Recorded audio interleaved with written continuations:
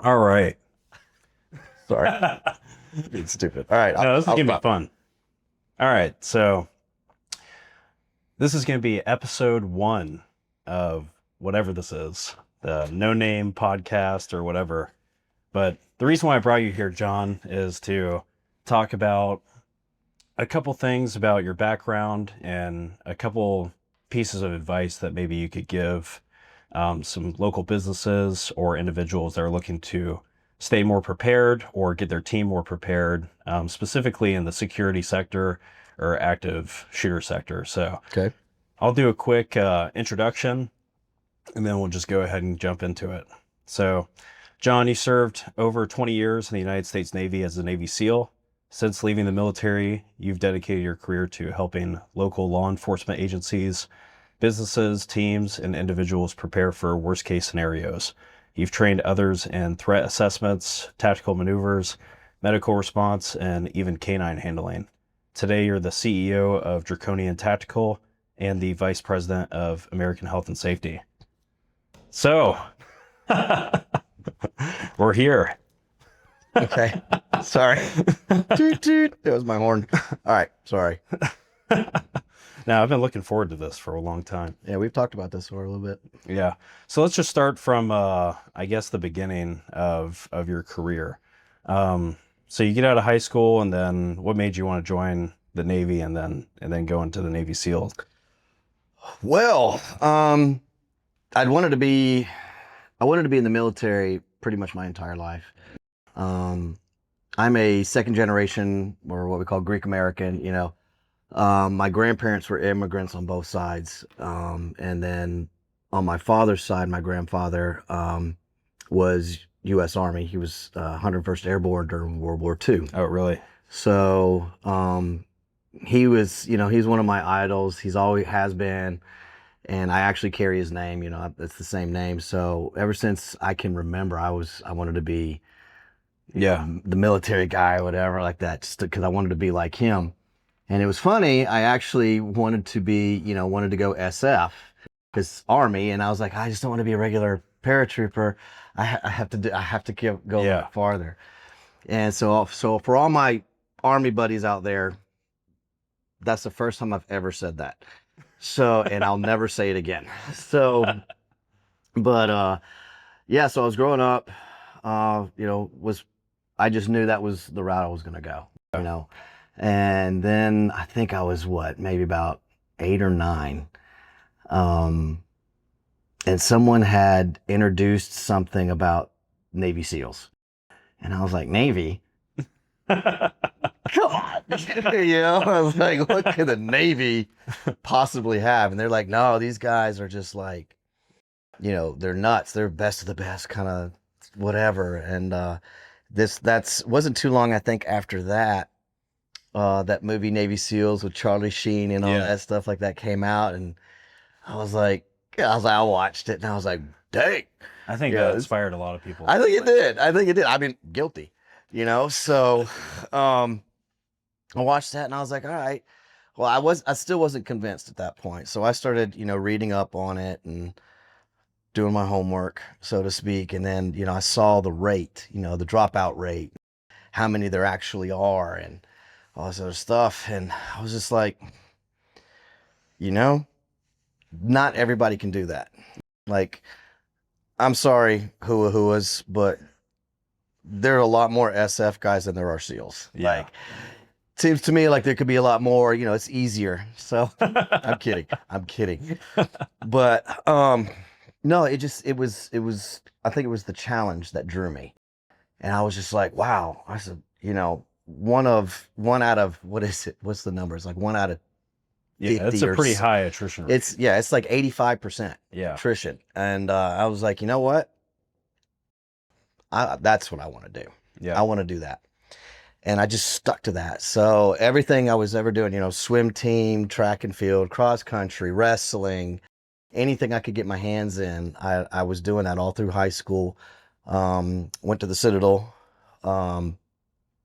just preparing for everything. And then I enlisted. So What was your first job when you enlisted?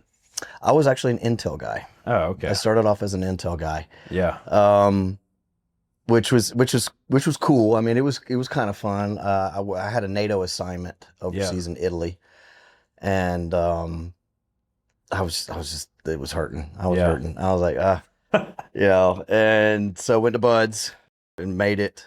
Um, and so I started off my career at SEAL Team 8, did a couple pumps there, learned a lot at SEAL Team 8, was at SEAL Team 4 and training detachment, and then a advanced training cell. So I went from I went to the advanced training cell first. Yeah. Spent some time there. So at that advanced training cell is where um, some of the schools that they sent us to, with some 8 different agencies that have 3 letters attached to them.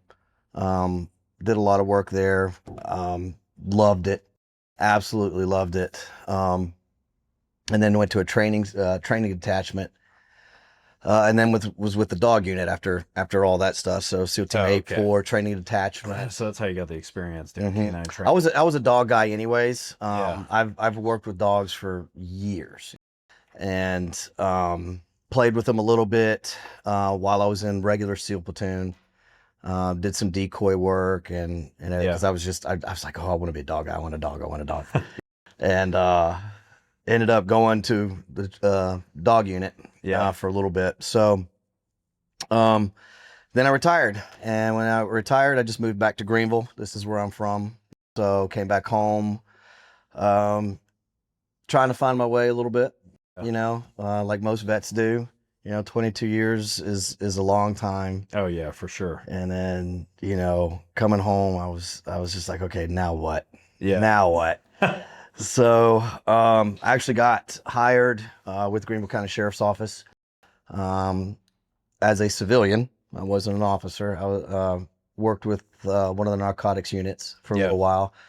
Did some of the surveillance, counter surveillance, wiretaps, Yeah. camera stuff like that. Lot of fun, great experience. Worked with a lot of awesome officers, a lot of good guys. Learned a lot from those guys. We would shoot, tactics and ideas. So I brought some of the stuff that I learned from overseas and all that stuff to them, but they showed me how things worked out here on the streets. How do we mix it together? So it was great. I mean, I Cool. absolutely loved it. I loved it. COVID hit and all that, so you know how everything just kind of shuts down after that. So there I am again, like, okay, now what? Yeah. So started up Draconian Tactical.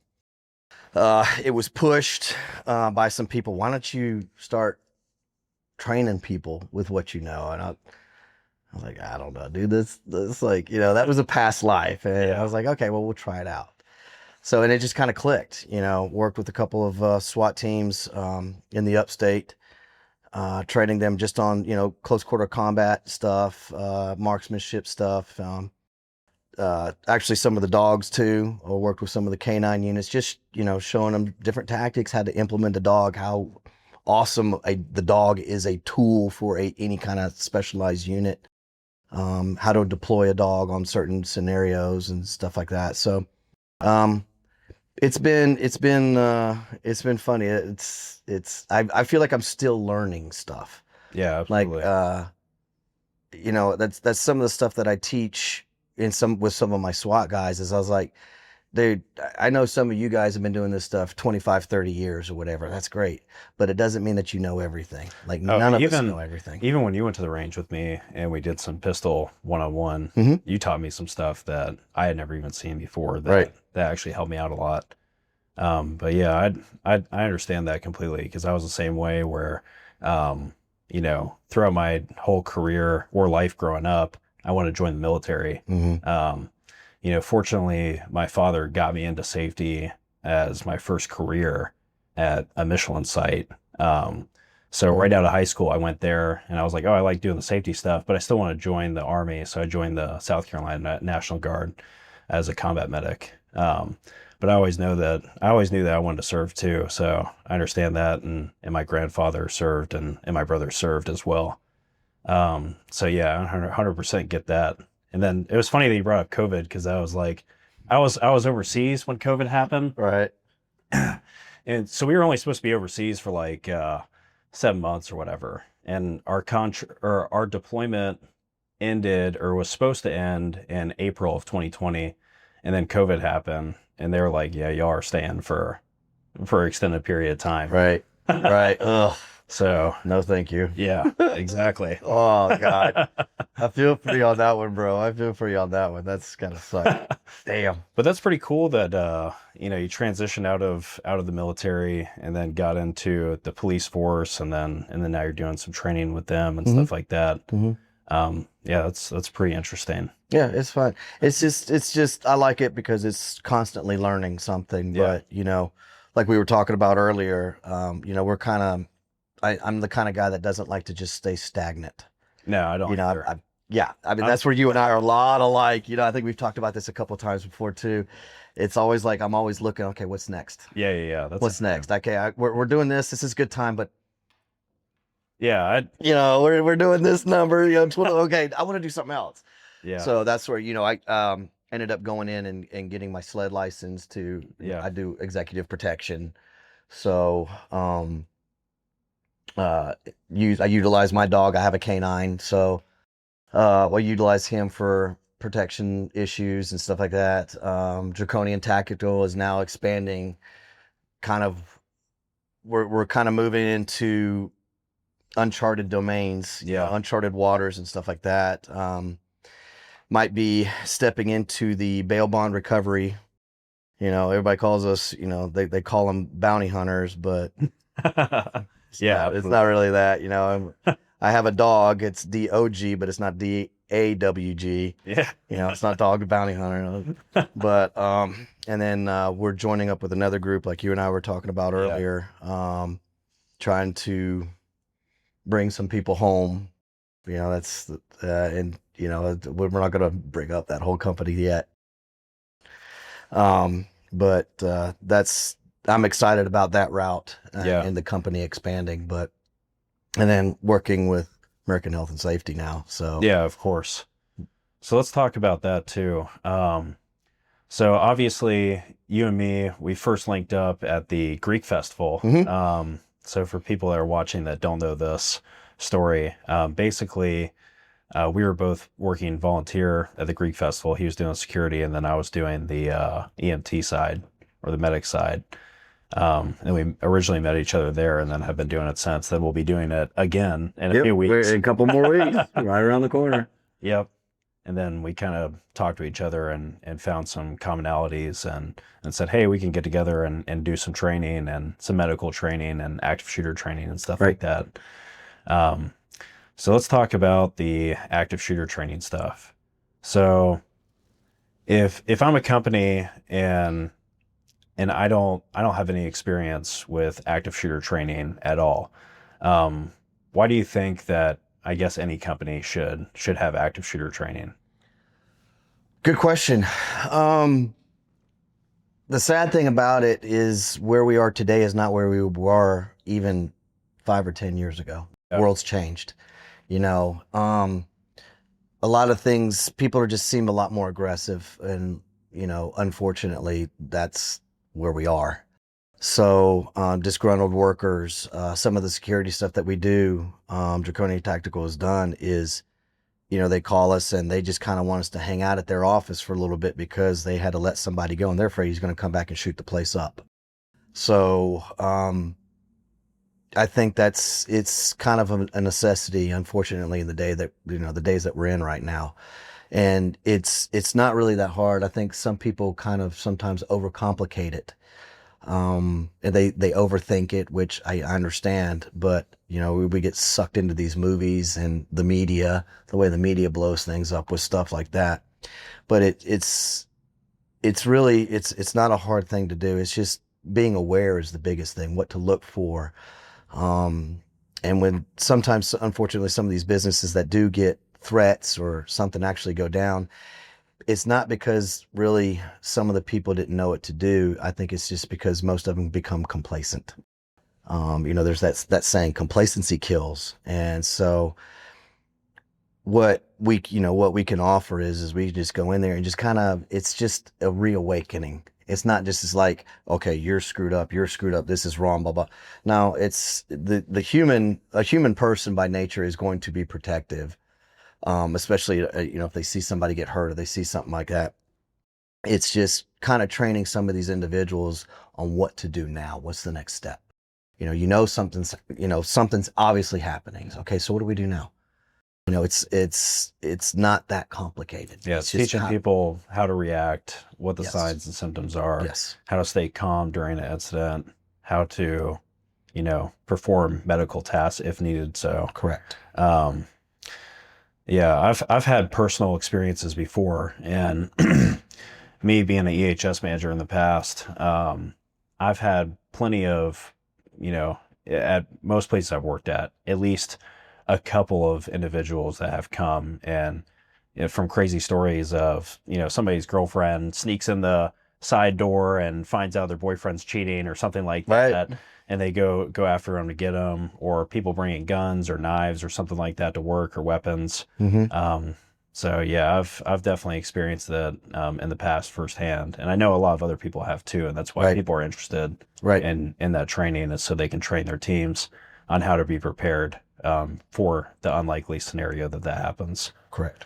So what do you see typically when you go to somebody's business or workplace or church or whatever, any establishment? What do you normally notice that they're lacking first, or what they're complacent on? Usually what I've seen and what happens is, if somebody is planning to do something like that, you usually have two different kinds of suspects. You usually just have that one that's just, I'm just going in there and just bah, bah, bah, like Yeah. cowboys and Indians. But then you have somebody who's a little bit more strategic. They're actually casing it. They're going there for a reason. There's a purpose behind it. And what I've told a couple of companies in the past, or what I've actually done, is I get with whoever's the senior person there. Like if it's a CEO or if it's just a president of a building, depends on the size of the building, the business, right? Something I like to do is I just try to see how far into the building I can get, just getting past everybody. And so sometimes, I'll tell them, I'll let them know when I'm trying to do it, but sometimes, I'll go a day or so before and just kind of walk into a lobby or something like that, just kind of scout it out, ask some questions, and then I'll leave. What I'm doing is I'm just trying to see where am I going? How easy is it going to get in? Is it going to be to get in? Like, do I need a card or something like that? Which, I tell some companies, like, you probably need to start doing that instead of just, oh, we'll just come through this door and the offices are right down there. Yeah, have a badge reader or something like that Precisely. installed. Yeah, I find that a lot whenever I'm doing EHS audits for companies, is they don't have badge readers. They don't have any security or anyone to stop and ask, hey, Right. who are you? Yep. It's just people walking in and out. Yep. With free will. Right. Or another one that I always see is no cameras. There's no security system or anything like that. Mm-hmm. So it's one of my favorite ones to do, and I'll go ahead and say this one because I can always change my costume. But is, believe it or not, wearing one of those green vests, hold a clipboard, and you hold a box. You'd be surprised how far into a business anybody can get if they're just, hey, I'm looking for, well, I've already taken the name of somebody on the 4th or 5th floor in office, 419, Joe Schmo, office 419. Yeah, I have a package here for Joe Schmo 419. Can I go drop it off? Sure, go ahead, honey. That's how most companies go right ahead, and I'm in. So I just, it's been a couple of times I just walked into the CEO's office and I was like, hey, sir. Yep. Sit down. And he was like, how'd you get in? Dude, I just got here 3 minutes ago. Yep. And here I am, So he's like, wow. Yeah. So yeah, we got some work to do. Well, that's how a lot of places are. They don't even think or have that mindset, because they don't think that that's even a potential or reality. The complacency. They just get complacent. They don't expect it. So it's not like, it's not like we're saying that they need to be on guard 24/7. No. it's just, it's just getting into the mindset and Yeah. just thinking, hey, okay, well, what's our standard procedure for this? Okay, any kind of delivery, maybe we need to start verifying it. You need to call, Or, you leave your know. package, Mhm. hey, in a designated area, we're only going to leave packages in this Correct. designated area. We're not going to let them free roam throughout our facility and find Precisely. whoever they're looking for. Yeah.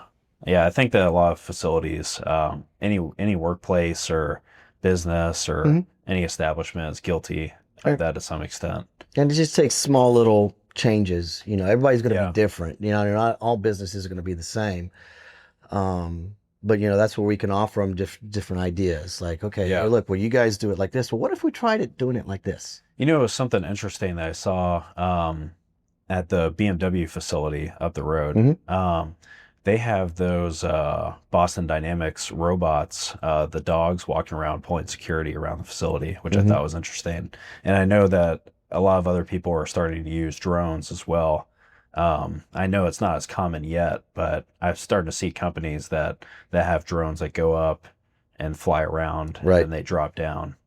And then also a lot of cameras that are incorporating AI into them, so they can track if this is a new person. They have a database that stores up everyone's face, and Okay. they know.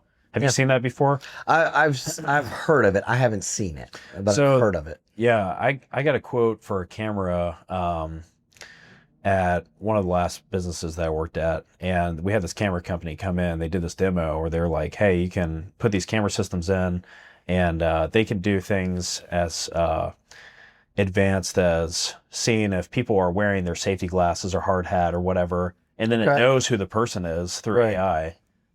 But on the security side, it throws up a red flag if there's a license plate that doesn't recognize, or even somebody's face that doesn't recognize in the system. So I know a lot of people are starting to switch over to that stuff to help them, which that's a little bit more advanced, That's but way more that's advanced what, and way more money. yeah, that's where it's heading. Then. So yeah, it all starts. Yeah, that you're talking a lot more money, but it starts, especially here in Greenville. Not Yeah. not everybody's got BMW money. No. So No. that's where Yeah, it starts at person yeah.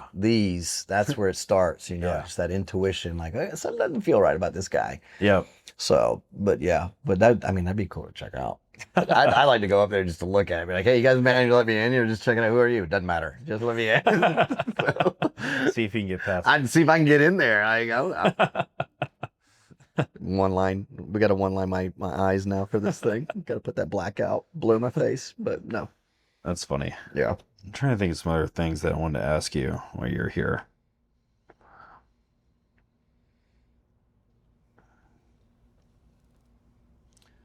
Aha. So, what's some advice you can give somebody to immediately make their facility safer? I'm a big. I like cameras. I think cameras, they're not that expensive. Yeah. I'm all about a visual deterrent first. If you want to make things from the get-go, from the parking lot, you want to make things look as difficult as possible. Because these guys that are trying to break in, or if they're scouting a place or whatever, they're looking for easy targets. And if you've got even just cameras out there kind of thing, it's already a deterrent, because now what is he going to do? Probably he's going to put on these big glasses. He's going to put a hood on or something like that. Okay, now you're drawing attention to yourself. Yeah, for sure. Too. So now there's two things that are happening there. He may be hiding his face a little bit, but if someone's watching those cameras, okay, why did this guy just do that? Yeah. Now I'm watching him. Right. Or if you got the guy that's just playing Mr. Joe Cool or whatever, well, now you've got a face, and now you can follow him, or he's cataloged, Yeah. So, I'm just, not, if it's not cameras, or if it's, something else, even just a guard sometimes, just having somebody that shows up every once in a while, or, Yeah. if if you think that business sometimes requires, just law enforcement, a presence sometimes. A lot of that stuff actually, from what I've gathered, is actually a tax write-off too. They can write it off because it's the safety and security of the business. So, I mean, yeah, you've put out some of that money up front, whatever, but you're going to get it back I know money's tight. You know, I'm all about trying to help people out, trying to the most cost effective ways to do things. And it always comes back to, you know, what I was taught years and years and years ago: make it as difficult as possible for somebody to get to you. Just make it difficult, because then they're going to be like, this is too much work.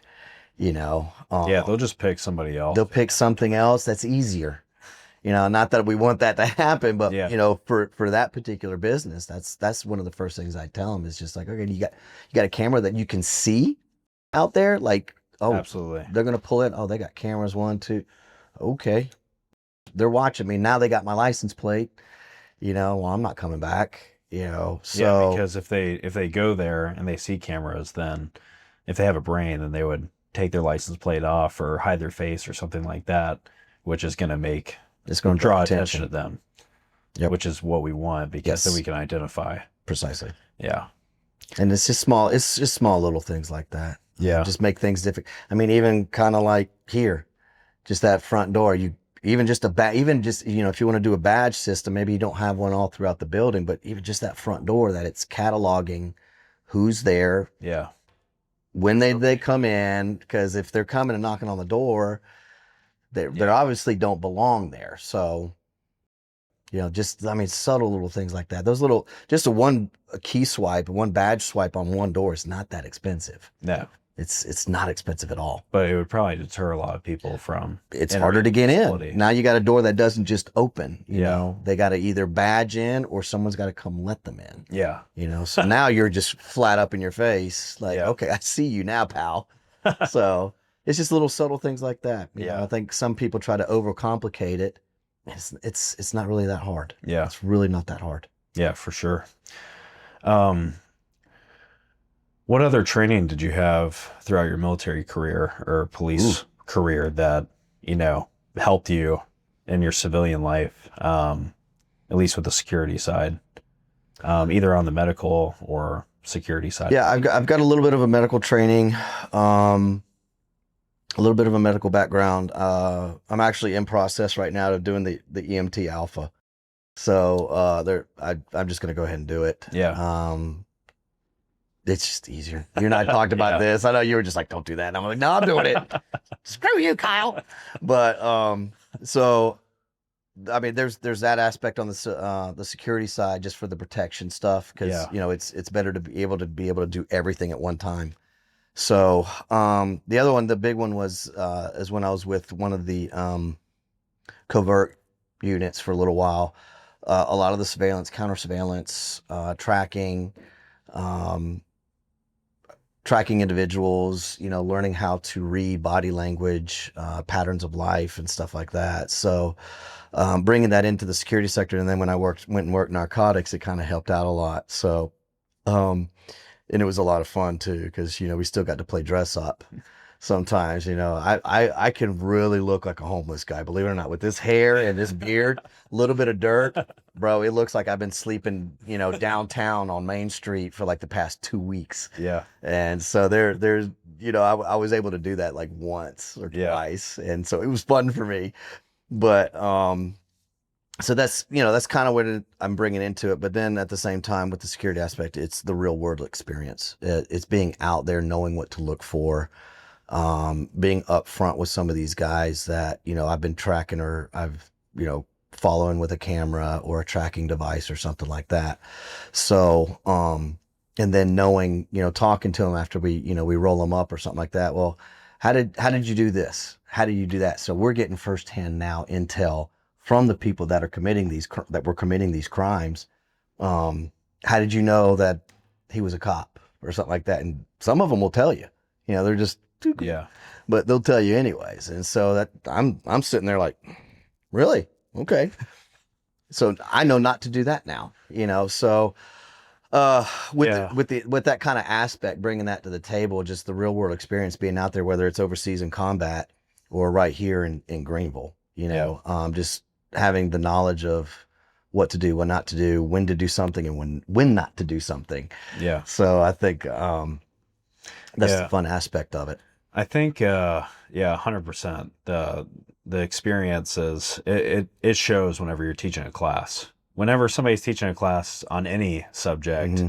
you can tell if they're experienced or not, or if they understand the subject matter or not. Right. And that's especially evident when you see active shooter classes, or if you even see other people or other companies doing it. You can tell who's experienced and who's not. Right. But yeah, 100% the experience is there. That's what's helped me a lot on the medical classes a lot Mhm. too. Just having that real world experience, doing it in person, treating patients, treating casualties. You can't. I mean, you could do training to extent, but on the civilian side, they don't get the same training that the military gets. No. Not even close. Not even close. I mean, I can talk about just the I can't even imagine for you, but just the experiences that I've had in the military with training have been light years ahead of anything that I've even done on the civilian side. Just, I mean, obviously they have a huge budget and there's a reason behind that. But some of the training that I've been through is just like, the top tier training Oh that yeah. you could ever get. Oh yeah. Um, some of the most like realistic stuff. I mean, some of the mannequins, even like when I was going through medic training, the mannequins are so real because they talk to you, they bleed, they Yep. breathe. Yep. Somebody sitting behind the scenes with an iPad telling the mannequin to say or do other things, and they could code on you or bleed out or whatever. And then obviously you do a lot other real world training that. Yep. Yeah, some of those mannequins were freaky, dude. Yeah. I remember like messing with those things. Like, is this like are y'all pranking me right now? It's like, is this what's going on here? Or even like I remember going through AIT, and I know that Mhm. I saw the video of you this weekend doing the rollover training. We had rollover training in the military that was pretty good. But even when I was in AIT, I remember we would go up to like a Humvee, and they had like a room, and it was kind of like a video game Mhm. where you go in there Yep. and you would get up in the Humvee and you get on the 50 cal and you would actually practice, shooting and stuff like that on a convoy. You get hit, take casualties, all that stuff. They'd make Right. it super realistic. Right.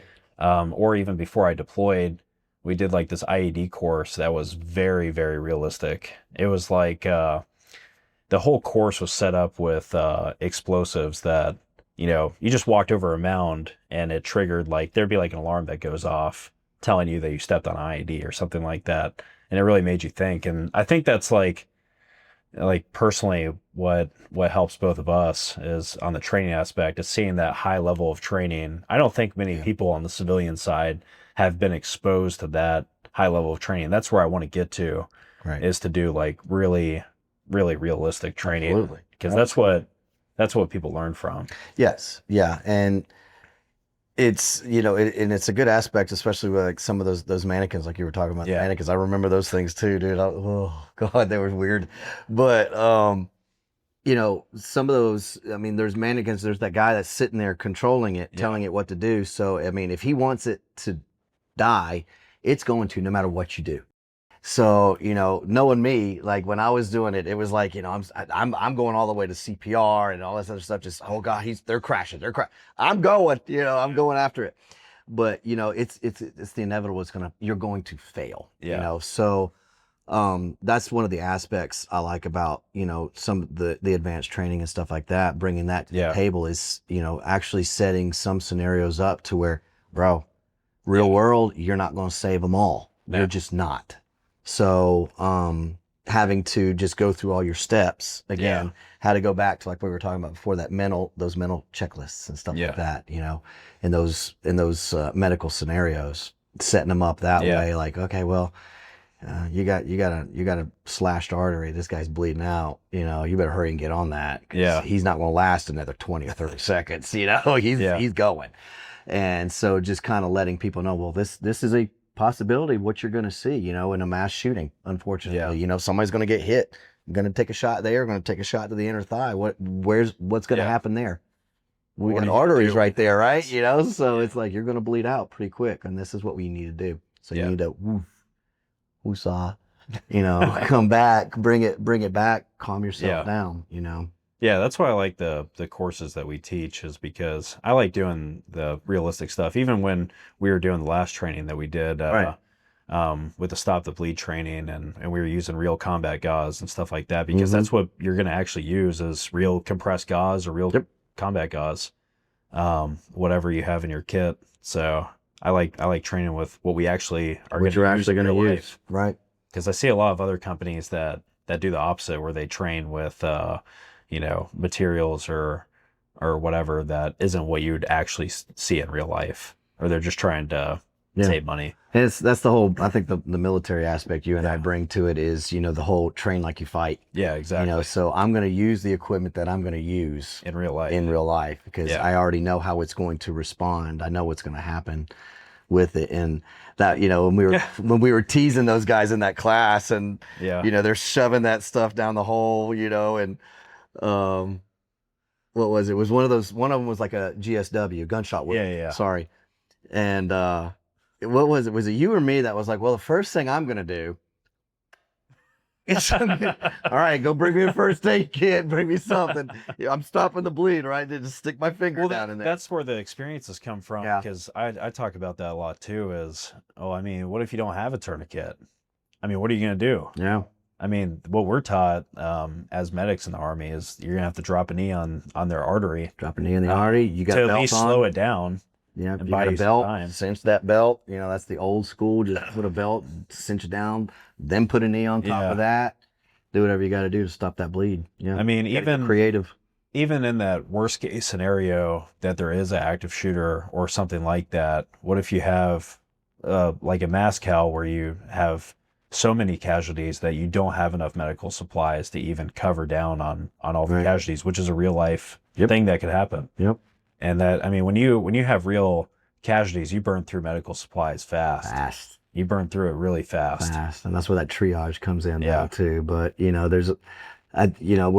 can't make everybody EMTs, paramedics, so that whole, like you and I have done, the triage in something, that kind of situation, it's a little bit easier for us to do. But bringing to these companies just that aspect. Okay, all right, well, anybody can see that one guy's bleeding faster than the other, or this guy's holding it, but he's sitting up. Yeah. Like, okay, well, this hurts, it hurts, and it's not pouring blood. Okay, keep doing what you're doing. This guy's actually out. So I'm gonna focus my attention on this one for a second. Yeah. Kind of thing like that. So that's one aspect that you and I can bring to the table is not necessarily, you're not a surgeon, they're not Air Force PJs or something like that. So, just how to almost do like a mini triage, I guess is what we can call it. For sure. A mini triage in a mass casualty scenario. Yeah. When we were talking about stuff that companies lack, I do find that a lot too, is the medical supplies lacking, where they'll have like a first aid kit and that's it. And there'll be 300 people on site and they got one bleeding control kit or something like that. Well, the good advantage of that too is you and I both have friends and contacts down the street here at North American Rescue. Great. Oh yeah, North American Rescue is amazing, hands down, and they're world renowned. So, and they actually are a major supplier to the U.S. military. Yeah. So I know they handle a lot of our. Yep. Yeah, and we're a distributor for them. So it's like, you're welcome, guys. But it's they're great dudes. They handle they do all my medical equipment, even for Draco, my canine. They just donated some medical supplies for him. So the first time I went in their facility, I was just like, this is really cool for me, and I'm really excited about this because being a medic and everything, seeing where all that supplies comes from, and they're like, well, you want to go on a tour? And I was like, oh yeah, I want to go on a tour. Yeah. And they took me around and did a whole tour of the facility and all that stuff, and they were super nice. And you go back to their warehouse too, back there in the back. They've actually got a training facility back there now too. That it's it's a smoke room, and they do a lot of SWAT. Some of the SWAT guys go there and do some stuff. So, but working hand in hand with them, being able to, bring some of their training equipment, and then okay, well look, see these training supplies. Well now, what we can do is we can put an order in. You need to put maybe this first aid kit here, an AED or something like that here. Yeah. Okay, well we can get it right down the street. and we can maintain it if you have to use Yeah, it through North exactly. American. So, I mean, it's not like you have to go order anything from far away. We can get them and bring it to them because we can do follow-ups, Yeah, exactly. quarterly follow-ups. Hey, we're just going to come through and do a quick little walkthrough and just check Yep. and see how everybody's doing, are your ADDs right where they're supposed to be? Yeah. Are they holding a charge? Yep. Is everything good to go? So Yeah. I know that's something we can bring to the table for these guys. Yeah, for sure. Let me see. Make sure we covered everything. I think we almost got everything just naturally that we wanted to talk about.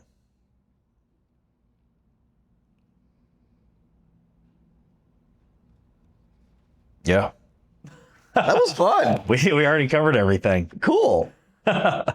So what so before we end this, Just kidding. tell me tell me about the SEAL Future Foundation or the South Carolina QRF or whatever you're doing last weekend. Oh, so this past weekend, yeah. So there is a national nonprofit, SEAL Future Foundation. Yeah. What they do is they help SEALs transition out of the military, pretty much. I mean, just the cut and dry portion of it. Yeah. Not many people realize how difficult it is for most SEALs to actually transition from that kind of life into the civilian world. Yeah. Some guys do okay with it, some guys don't. Yeah. Just like they just need some help. They've kind of, when they detach from the teams, because we're such a small, tight knit. I mean, we're a small tribe, and we're all really, really close with each other. When we leave that, we're kind of lost. Yeah. Some of us feel, and I'm saying I was one of them. I just felt like a loss of purpose. What am I going to do now? Kind of thing. And so that's where the SEAL Future Foundation comes in.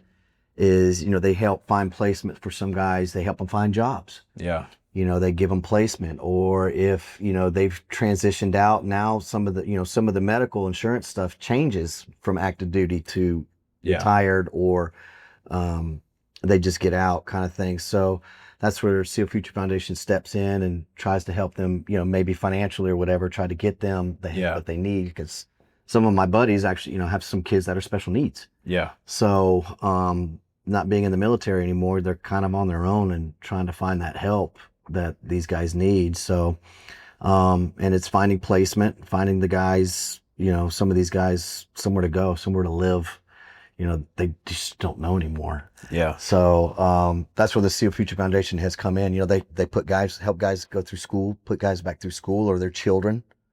They need some help. Some of these kids need to go, they want to go to certain schools or colleges, and some of these guys just aren't, they're needing help. And then there's the medical and mental aspect of some of the SEALs that are getting out. They need some help. Yeah. Not necessarily like depression and all that other stuff, but some of them it's coping, it's depression. And it's just that it's the biggest thing I think what came about with this weekend is some of the guys were talking about. It was just, I heard it a few times, and it never really dawned on me until I heard them say it, was they feel like they've kind of lost purpose. Yeah. They have a job that's set forth, and they just and that's just the way we are. I think that's a lot of people that are in the military that get out. Yes. I think a lot of people feel that way. And so we're SCQRF, South Carolina Quick Reaction Force, is what they've called it, or what they've named it. It's kind of like they work in correlation with SEAL Future Foundation. Yeah. It's also a nonprofit, SCQRF. We're here in Greenville. Yeah. We have this big fundraiser we do every year. And it was this past weekend. So, donors come in and they get to play, they pay for these tickets, or make donations, and they come in and they get to play SEAL pretty much for the day. Yeah. So we bring in some active duty and some retired guys, the old guys. And then we put them through hell for a day, Yeah. but it's a lot of fun. I mean, they're having the time of their lives. We have rollover vehicles. I don't know. I'm sure if you go to the Instagram, my Instagram, or the SCQRF or Seal Future Foundation Instagram accounts, you'll see videos that were taken of the weekend where it's a rollover vehicle, you know, simulating an IED. Yeah. And then they get out and they're just getting pelted with paintballs, simulating an IED. Yeah. Now it's an ambush and how to move to another target. All right, we got to move. We got to go. Yeah, and that's the so whole cool. time you're getting shot. So it's like, oh God. That sounds like a lot of fun. It is. It's a good time. It's a good time. How can people donate if they want to donate? Just go to the SCQRF website. Yeah. And you can make a donation there. We are looking to possibly try to start doing some things local here involving the town of Greenville. Yeah. Bringing it out where, you know, we're in talks with some ideas. We've got some ideas going. I'm not going to say anything because I don't want to spoil it, but we are trying because, you know, we're not very big right now. We're kind of a small little, we call them FOB. You know, forward operating base is what we call it. FOB in the military, forward operating base. So we're just a small little unit here in the upstate, but we're trying to grow a little bit and get that stuff out there. So, you know, go to the website seqrf.com and if you want to make a donation there, but they're going to start posting hopefully when we start getting some events rolling. They'll be taking place right here in hopefully in downtown really cool. Downtown Greenville it'll be fun. Yeah. You know, some of the ideas that this sick mind has come up with, I was just like, you know what? You know, we could do this. Yeah. And so some of the guys are just like, yeah. So, and some of the other guys on the board have, they got some great ideas and connections. So we're going to see if we can get some stuff going. Well, cool. Well, sounds good. Yeah, well, I appreciate your time. Yeah, Thank bro. you for coming. Appreciate you. Looking forward to some more. Yeah. We can do this again, maybe on a routine basis. Just, you know, tea time with John and Kyle. Tea time with John and Kyle. That's what we need to call it. Tons of tea with John and Kyle.